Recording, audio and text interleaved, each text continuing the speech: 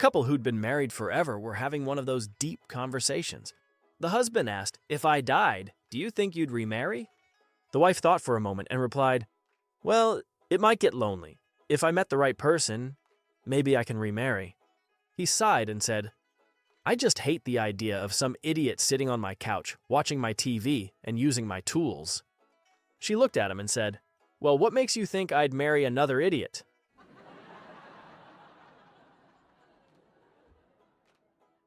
A blonde had never been to the church for many years. She always promised to go, but never did. One day, the pastor was stunned when he saw her walk in for the Sunday service. Thereafter, she was at every Sunday service, every prayer meet, every home group meet, etc. 3 months later, after the service, the pastor asked, "I am glad to see the wonderful change in you. You had always dodged church, and now it looks like you can't get enough of it." She replied, "It's this new car of mine, Pastor. They told me the warranty will lapse if I missed even one service." Two women were playing golf.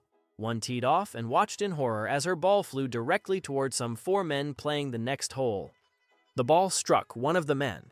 He immediately clasped his hands over his groin, dropped to the ground, and rolled around in agony. The woman rushed over and said, "I'm so sorry. Please let me help. I'm a physical therapist, and I know I can relieve your pain if you'll let me." The man replied, "Oh no, I'll be fine in a few minutes." But he was clearly in agony, curled up in the fetal position and still holding his groin. At her insistence, he finally agreed. She gently moved his hands aside, loosened his pants, and placed her hands inside. She administered a tender and expert massage for 10 minutes and then asked, "How does that feel?" He replied, "It feels great, but I still think my thumb's broken."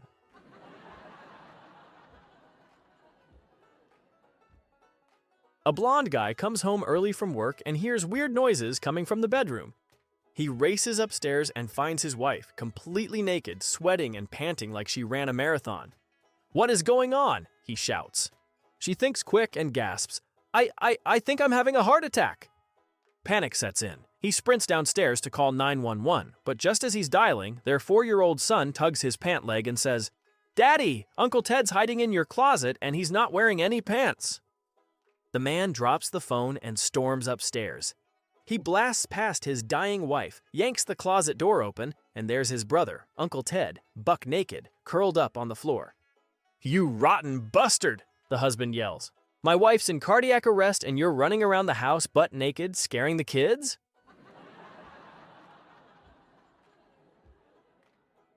Three old men are sitting on the porch of a retirement home, and the first says, "Fellas, I got real problems.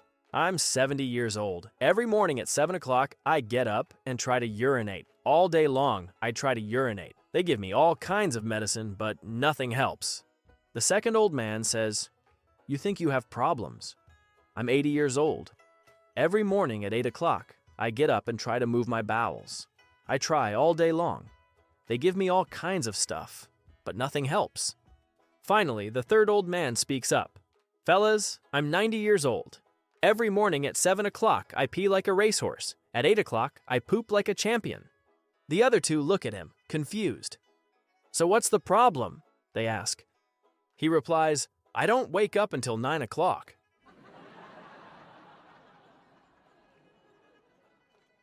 The Lone Ranger and Tonto went camping in the desert. After they got their tent set up, both men fell sound asleep. Some hours later, Tonto wakes the Lone Ranger and says, "Hey, look towards the sky. What do you see?" The Lone Ranger replies, "I see millions of stars." "And what does that tell you?" asks Tonto. The Lone Ranger ponders this for a minute and then says, "Astronomically speaking, it tells me there are millions of galaxies and potentially billions of planets. Astrologically speaking, it tells me that Saturn is in Leo. Time-wise, it appears to be approximately 3:15 in the morning. Theologically, the Lord is all-powerful and we are small and insignificant. Meteorologically, it seems we will have a beautiful day tomorrow. Why, what does it tell you, Tonto?" Tonto fixes the Lone Ranger with a steely glare and replies, "It tells me that someone's stolen our tent, you idiot."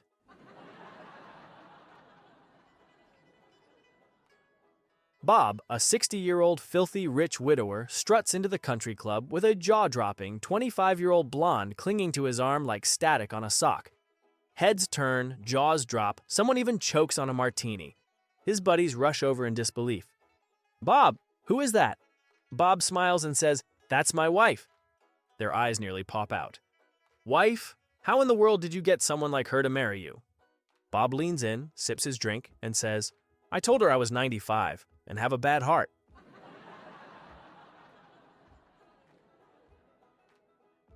Little Johnny watched his daddy's car pass by the school playground and go into the woods. Curious, he followed the car and saw Daddy and Aunt Jane in a passionate embrace. Little Johnny found this so exciting that he could hardly contain himself as he ran home and started to tell his mother. "Mummy, I was at the playground and I saw Daddy's car go into the woods with Aunt Jane. I went back to look and he was giving Aunt Jane a big kiss, and then he helped her take off her shirt. Then Aunt Jane helped Daddy take his." At this point, Mummy cut him off and said, "Johnny, this is such an interesting story. Let's save the rest of it for supper time. I want to see the look on Daddy's face when you tell it tonight." At the dinner table that evening, Mummy asked little Johnny to tell his story. Johnny started his story. "I was at the playground and I saw Daddy's car go into the woods with Aunt Jane. I went back to look and he was giving Aunt Jane a big kiss. Then he helped her take off her shirt. Then Aunt Jane helped Daddy take his pants off. Then Aunt Jane and Daddy started doing the same thing that Mummy and Uncle Bill used to do when Daddy was away on the oil rigs.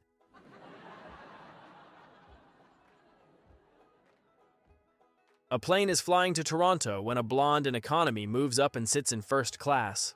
The flight attendant checks her ticket and says, "Ma'am, you paid for economy. Please return to your seat." The blonde replies, "I'm going to Toronto and I'm staying right here." The flight attendant tells the pilot and co-pilot about the situation. The co-pilot tries to explain, but the blonde repeats, "I'm going to Toronto and I'm staying right here." The pilot says, "She's blonde? I've got this. I'm married to one." He walks over, whispers something in her ear, and she says, "Oh, I'm sorry," and returns to her seat in economy. Everyone is stunned. "What did you say to her?" they ask. "I told her first class isn't going to Toronto."